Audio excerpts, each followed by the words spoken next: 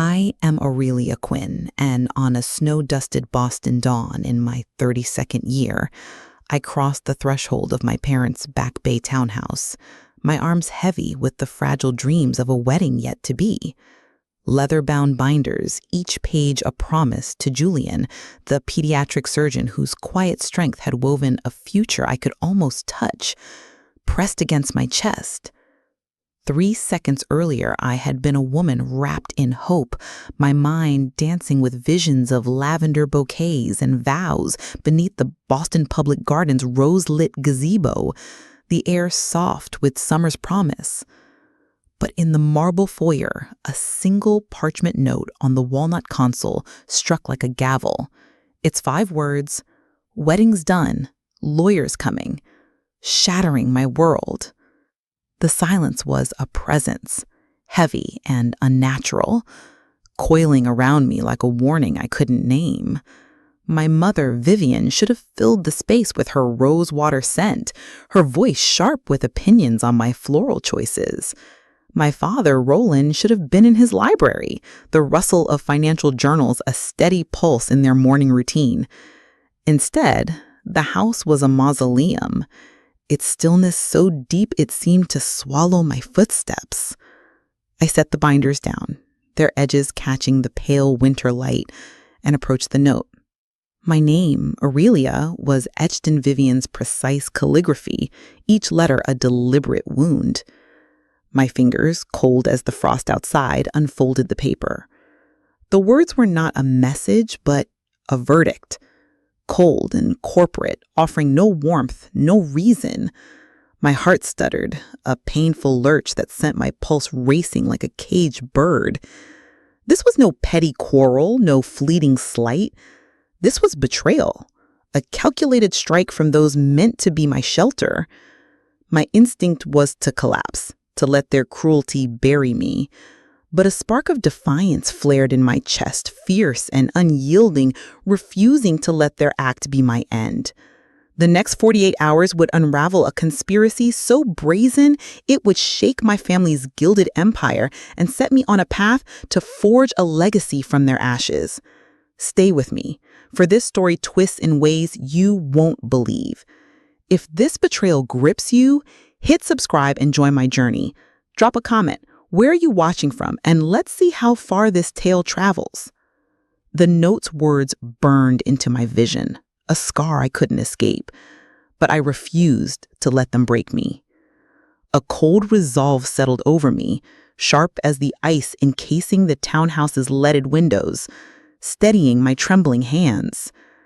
My thumb, now firm, found Vivian's name in my phone, and I typed a single word, received, sending it with the precision of a drawn blade. The act was small, a refusal to beg or rage, but it was mine, a first step into a battle I didn't choose. I didn't call Julian, though my heart ached for his steady voice, and instead dialed my bank, the number a lifeline in the chaos.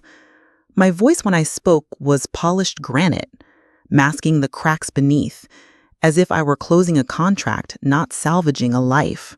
"I need to freeze an account and report unauthorized activity," I said, naming the Quinn Wedding Fund, my $90,000 labor of love, saved over years of sacrifice. The representative's pause was a warning, and then the truth hit like a blow. 2 transfers, totaling $60,000, had been siphoned to an account in my brother Theo's name. My breath caught, not from shock, but from the audacity of their theft. They hadn't just erased my wedding, they had plundered it, redirecting my dreams to Theo's ambitions, as if my future were theirs to reassign. I ordered an immediate freeze, my tone unyielding, and ended the call. The binders of wedding plans lay abandoned on the console, their leather spines relics of a life I no longer recognized. I walked out, the heavy oak door closing with a thud that echoed like a vow. The next 48 hours were a siege, my phone a war zone of 95 missed calls and texts from Vivian, Roland, and Theo. their messages a crescendo of fury, demands, and veiled threats. I didn't answer. In my South End apartment, the city's hum muted by frost-covered windows, I let their anger crash against my silence, each unanswered call a brick in the wall I was building. The transfers were more than theft. They were a map, a trail of the trail pointing to a larger plot. I opened my laptop, my fingers steady with purpose, and scoured the bank's records, finding the transactions, 20,000, then 40, authorized by Vivian's secondary access, funneled to Theo's failing tech startup. I had once offered to advise his venture, believing in family, but now I saw his complicity, his silence bought with my stolen future. The realization was a spark, igniting a defiance that burned brighter than my grief. This was no impulsive act, but a heist, executed with the cold precision of a corporate coup. My family had not only canceled my wedding, but had rewritten it, their hands stained with my dreams. I leaned back, the apartment's shadows pooling around me, and felt the weight of 32 years of subtle diminishments. Every moment I'd let them shape me, Vivian's critiques, Roland's silences, Theo's envy, now glowed with new meaning. The rage was a living thing, but I didn't let it consume me. Instead, it became fuel, a fire to forge a path forward, one where I would reclaim my name and worth. I wasn't fighting for a wedding anymore. This was a war for my identity, and I would not surrender, not to their cruelty or their audacity.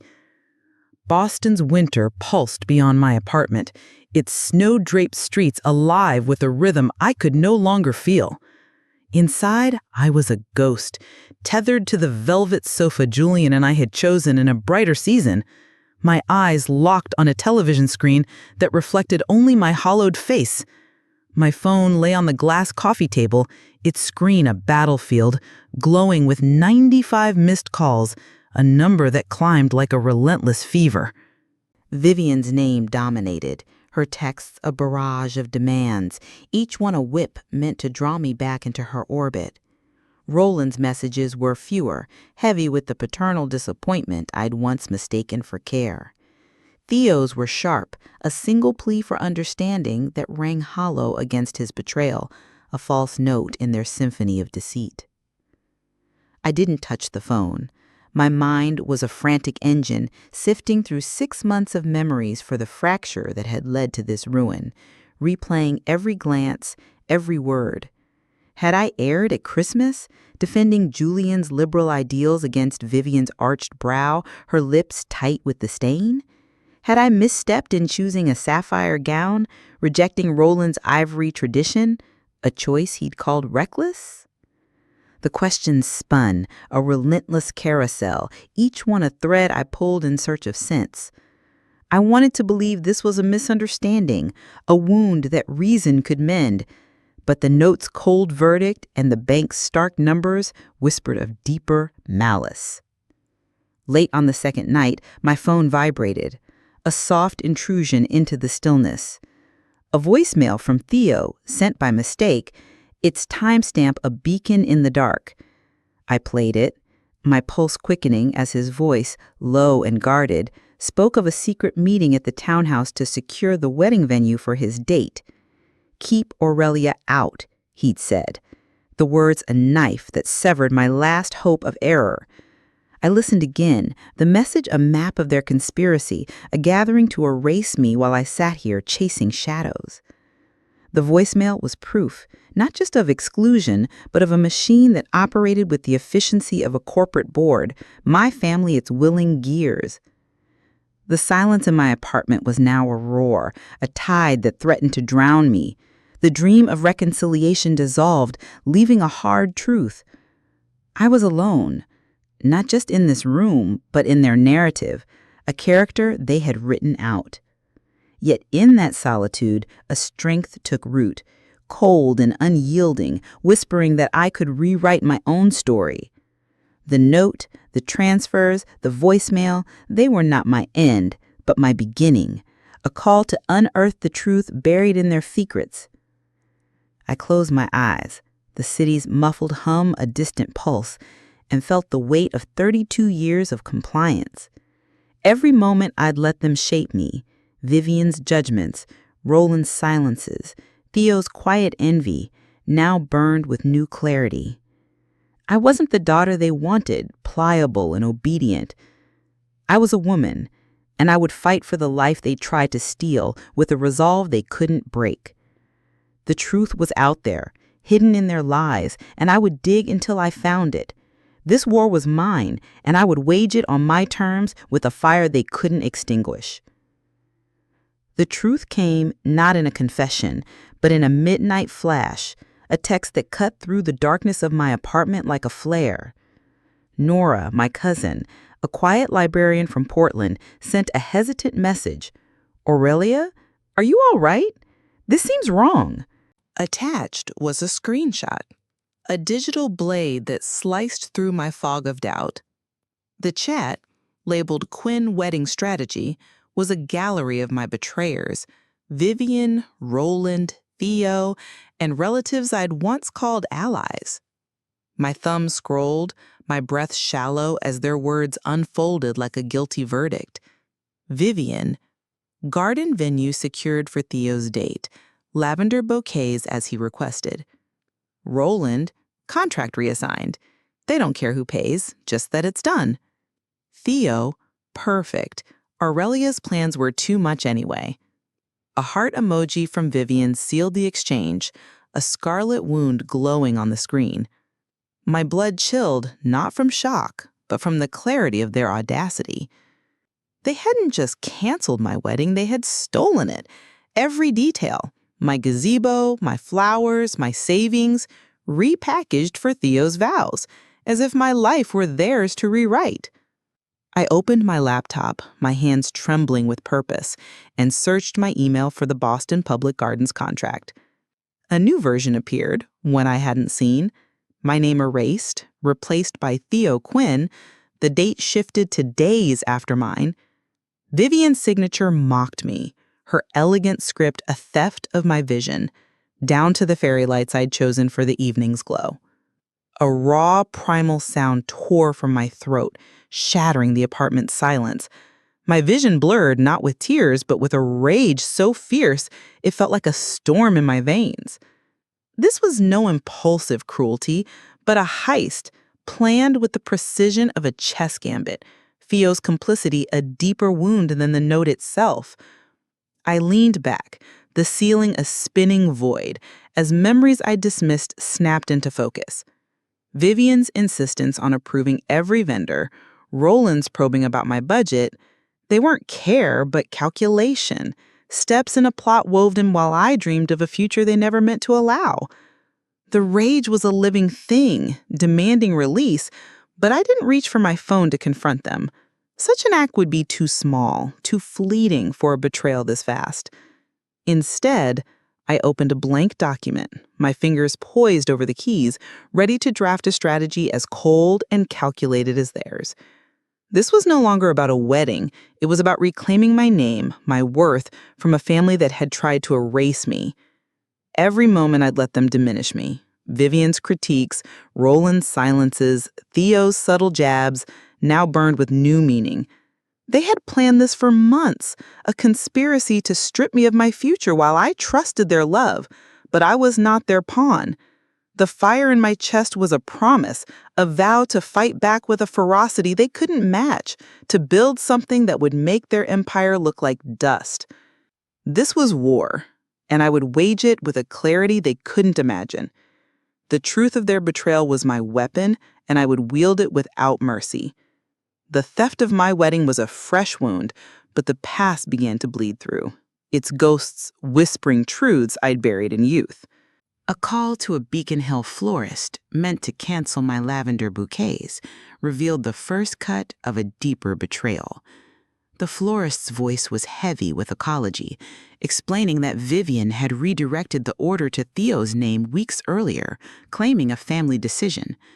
She'd paid the balance with my card, a violation so brazen it stole my breath, turning my vision white with rage.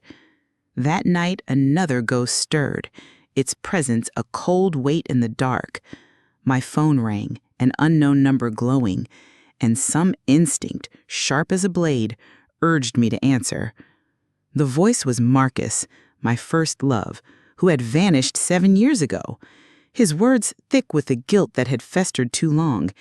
He spoke of a meeting I'd never known, in a Cambridge tea shop, where Vivian had summoned him with a smile that masked her intent. She'd asked about his law studies, then turned to me, painting me as fragile, my college anxieties a weapon she wielded with surgical precision. I was too delicate for love, she'd said. My emotional storms a burden Marcus would only worsen. He had believed her, his young heart no match for her conviction, leaving me with a text that had hollowed me out, a wound that scarred but never healed. His confession was a lens, revealing a pattern I'd been too trusting to see. Vivian hadn't just stolen my wedding, she had sculpted my past, severing any love she couldn't control. I hung up, the phone cold in my hand, and stared into the night's shadows. Memories of Marcus's departure, of Vivian's soothing words in its aftermath, now reeked of deceit, her comfort a mask for manipulation. The truth was a blade, cutting away the illusions I'd clung to. She had decided years ago that I was unworthy of love unless it bore her seal, a verdict enforced with ruthless precision. My grief didn't dissolve, it hardened, forging a resolve so fierce it felt like steel in my bones. I was no longer the daughter who sought her approval, bending to her judgments and silences. I was a woman, shaped by my own will, and I would dismantle her empire piece by calculated piece. The wedding theft was not an isolated act, but a thread in a tapestry of control, woven through my life. Every moment I let her shape me, her critiques of my choices, her dismissal of my dreams, now burned with clarity. She had used my vulnerabilities, the anxieties I'd trusted her with, as weapons to keep me small. But I was not small. The rage in my chest was a fire, not to consume me, but to light my path, a beacon for the war I was waging. Marcus's call was a gift, a map of Vivian's tyranny, and I would use it to chart my rebellion. I was no longer her creation. I was my own architect, and I would build a future she couldn't touch. The universe was not content to let my rage simmer, delivering a final outrage in a registered letter, its weight heavy with malice. The envelope, stamped with a law firm seal, lay on my kitchen counter like a challenge, daring me to face its venom. I tore it open, my pulse steady, and found a cease and desist order, its language a vicious blend of accusation and demand. My parents charged me with slandering the family, demanding silence. But the true blow was an invoice for $120,000, claiming deposits they'd paid for my stolen wedding. They had plundered my future, reshaped my past, and now demanded payment for their treachery. I laughed, a wild, jagged sound that echoed in the quiet, their audacity a masterpiece of narcissism that bordered on art. I smoothed the letter on the counter, my fingers tracing its edges, seeing not a threat, but a gift, evidence of their hubris I would wield in time. This was no defeat, but a spark, igniting the fire I'd been tending since the note's cruel words. I turned to my laptop, my laughter fading into a predatory focus, and opened a new document, titling it Pinnacle Designs 2023. The name was a vow, a peak from which I would rise above their ashes, a firm to eclipse Quinn Enterprises, my father's crumbling empire. I spent the night researching their financials, my eyes burning as I uncovered their weaknesses, lost bids, unpaid vendors, a reputation fraying under modern demands. They were vulnerable, and I would strike where their armor was thinnest. By dawn, the document spanned 12 pages, a blueprint for a lean, innovative firm that would redefine Boston's skyline. I planned to recruit Lena, a designer whose brilliance I'd long admired, and target the city's green architecture boom. My frozen wedding fund, the seed for this rebirth. The grief lingered, a quiet ache in the morning's light, but it no longer ruled me. My pain, my rage, my betrayal, they were fuel, driving me toward a future I would shape alone. The letter was not just evidence, it was a confession, a map of their arrogance I would use to navigate my war. Vivian's signature, Roland's silence, Theo's complicity, they were threads in a pattern of control I was done obeying. I leaned back, the city's first light creeping through my blinds, and felt a shift in my bones. Every moment I'd let them diminish me, Vivian's judgments, Roland's indifference, Theo's envy, now burned with purpose. They had tried to erase me, to bill me for the privilege of their betrayal. But I was no longer their daughter, bound by their rules. I was their adversary, crafting a strategy as ruthless as theirs. The wedding fund, frozen at my command, was more than money. It was justice, a resource to build something they couldn't touch. Pinnacle Designs would be my monument, a testament to my worth they couldn't deny. This was no longer about reclaiming a wedding. It was about forging a legacy that would make their empire look like dust, and I would build it with a fire they couldn't extinguish. The months that followed were a crucible, each day forging me in the heat of ambition and defiance. I resigned from my role at Boston's premier architectural firm, my mentor's stunned silence a faint echo against my resolve, his talk of partnerships no match for the freedom I craved. I called Lena, a designer whose sharp mind and quiet ferocity I'd long admired, meeting her in a Fenway cafe thick with the scent of espresso and possibility. I offered her a stake in Pinnacle Designs, a firm born from my savings and a hunger to outshine my family's name. And she joined without hesitation, her eyes alight with shared purpose. Our office was a cramped loft above a South Boston bakery, the rent low enough to ignore the constant aroma of sourdough. We furnished it with thrift store desks and a shared dream, toasting our lunch with cheap wine and a resolve that felt like steel. The work was a relentless grind, a march of small projects, storefront redesigns in Jamaica Plain, a patio for a Dorchester family, a studio conversion tangled in permits. We were unknowns, battling giants like Quinn Enterprises, whose name still opened doors despite its cracks. One pitch, for a Roxbury Community Center, was our chance to break through. We worked nights, our fingers stained with ink, crafting a proposal that wove sustainability with soul. But the client, a gruff developer, dismissed us with a single sentence. "You're Quinn's daughter," he said, his voice heavy with judgment. "Your family's drama is too loud for my project." The rejection was a wound, my parents' shadow poisoning even this new life. I drove back to the loft in silence, my knuckles white on the wheel, the injustice a weight I could barely carry. I entered the loft and slammed my fist on the desk, the sound a thunderclap, my voice breaking as I said, "They're choking me still."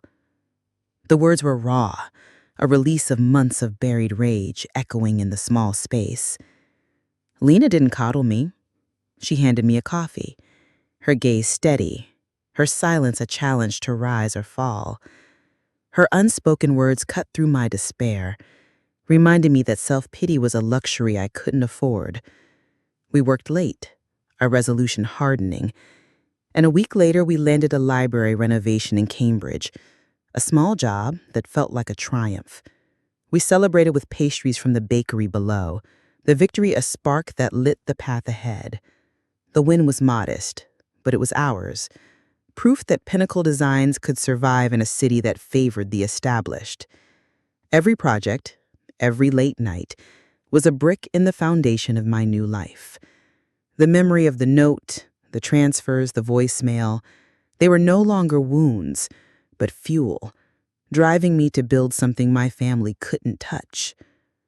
Quinn Enterprises' shadow still loomed, their influence a barrier we faced in every pitch, But each small win, each redesigned storefront, each approved permit was a defiance, a step toward a future where their name meant nothing.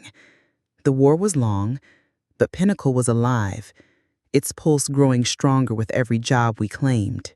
I was no longer the daughter they had tried to erase. I was Aurelia Quinn, architect of my own destiny, and I was just beginning to fight. Pinnacle Designs became my sanctuary, each project a brick in the life I was forging, but the past refused to stay buried. Julian appeared one evening, his silhouette framed by the bakery's warm glow as I locked the loft's door, his face etched with a fatigue that mirrored my own. He didn't beg, just stood there, his coat dusted with early snow, his eyes asking for a moment I was reluctant to give. Exhausted, my heart raw from months of battle, I let him in, the scent of yeast and sugar amplifying the weight of what was to come. He spoke of a lifetime chasing perfection, as a surgeon, a son, a man, his voice heavy with self-reproach. Vivian had known his fears, painting me as a delicate idealist whose dreams would crumble under his ambitions, herself as the guardian of a family he could join only by betraying me. He had chosen silence, believing her lies about my fragility, a choice that had shattered us both. But there was more. Julian had filed a complaint with the state medical board, exposing Vivian's undue influence on hospital charities, risking his career to right a wrong. I listened, my face a mask, as he laid bare his regret. He wasn't a villain, just a man who'd faltered under a titan's gaze, and I pitied him more than I resented him. In my mind, I said, "I'm glad you're facing this," my voice silent but steady, "but my path is forward, and you can't walk it with me." I led him to the door, the act a quiet severance, and he paused, searching my eyes for a spark of the past, finding only resolve. He left, the doors click a final note in our story, and I felt not sorrow, but lightness, a burden lifted. Days later, a colleague confirmed Julian's complaint, a formal censure stripping Vivian of her board positions, a quiet victory that echoed in the silence. His act was atonement, proof of a man wrestling his demons, and it was enough to close that chapter. I turned back to Pinnacle, my true north, its loft now a haven where dreams took form. Every late night, every blueprint was a step away from the woman I'd been, toward the architect I was becoming. The note, the transfers, the voicemail, they were no longer chains, but milestones, markers of a journey I'd survived. Vivian's manipulation, Roland's complicity, Theo's betrayal, they had tried to define me, but I was writing my own story now. Julian's confession was a gift not of love, but of clarity, a final thread cut from the tapestry of my past. I was no longer the fragile daughter Vivian had painted. I was a woman, unyielding, building a future she couldn't touch. The loft, once a symbol of struggle, was now a crucible, its walls holding the promise of a legacy I would create. Every small win, the library, the storefronts, they were a defiance, proof that Pinnacle could stand against the giants. The past could whisper, but it would not hold me. I was Aurelia Quinn, architect of my own life, and my future was a blueprint I would draft alone with a strength they couldn't break. The battle shifted from my loft's shadows to the gleaming heights of Boston's financial district, where Pinnacle Designs stood on the cusp of greatness. A design competition for a waterfront plaza, sponsored by Langley Group, had been our spark, our second-place finish catching the eye of Miss Harlow, a senior VP. She invited Pinnacle to bid on the Langley Seaside Complex, a $4 billion project that could redefine Boston's skyline, a stage to outshine giants, including Quinn Enterprises. The year was a crucible, each day a test of will, our nights a haze of sketches and ambition. Lena was my cornerstone, her strategic mind sharpening our vision, and we hired 2 young designers, their hunger fueling our fire. Miss Harlow championed us, judging our work alone, a rare gift in a world tainted by my family's name. Whispers reached me. Quinn Enterprises was faltering, its bids lost, its reputation fraying, the seaside complex their last hope. The final selection narrowed to two, Pinnacle and Quinn Enterprises, set for Tuesday in Langley's glass-walled boardroom, the decision in Mr. Langley's hands. We rehearsed until our voices cracked, our models flawless, our vision a hymn to Boston's future. I wore a charcoal suit, sleek and modern, a rebuke to Roland's dated tweeds, my choice a declaration of the woman I'd become. Miss Harlow greeted us, her smile professional, and revealed a twist. Mr. Langley wanted us to stay for Quinn Enterprises' pitch to offer technical insights. It was a chance to witness their fall, and I nodded calmly, my heart a steady drumbeat. At 10, the doors opened and my past walked in. Roland led, his frame shrunken, his suit loose as if defeat had carved him hollow. Vivian followed, her smile brittle, her eyes darting for control. Theo trailed, his confidence gone, a puppet in their unraveling play. They saw me and the air thickened. Roland's face paled, Vivian's smile cracked, Theo's eyes dropped, a tableau of shock and fear. I stood steady, my hands light on my chair, and offered a slow nod, not of warmth, but of challenge. I was no longer their daughter, I was their rival, and they knew it. Mr. Langley entered, his presence a quiet storm, and signaled us to begin. For 30 minutes, Lena and I were unstoppable. Our presentation a tapestry of sustainability and soul, the boardroom alive with our passion. Quinn Enterprises followed, and it was a collapse. Roland stumbled, his notes scattered, Vivian's talk of legacy hollow, Theo's slides a mess of nerves, their empire crumbling in real time. Mr. Langley offered me a question, his eyes sharp with intent. I stood, my gaze on Roland, then Vivian, my voice a quiet blade. Your firm speaks of integrity, but does that include stealing another's work and claiming it as yours? The screen flared, my original wedding contract on one side, screenshots of Theo's wedding on the other. A leaked email from Vivian admitting she'd coerced vendors filled the room with her confession, a damning truth. The silence was absolute, a dynasty's end. Mr. Langley stood, his voice cold. Thank you. Quinn Enterprises, Miss Harlow, will escort you out. Theo lingered, whispering an apology before fleeing. I stood in the sunlit boardroom, my family's shadow gone, my victory not revenge, but the triumph of truth. Boston exhaled below me, its lights a soft pulse against the night, as I stood on the rooftop of the Langley Seaside's first tower, a structure I had dreamed into existence.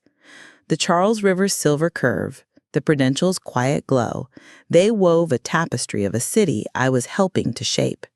6 months had passed since the boardroom's silent victory, and Pinnacle Designs had become a name spoken with respect in Boston's architectural circles.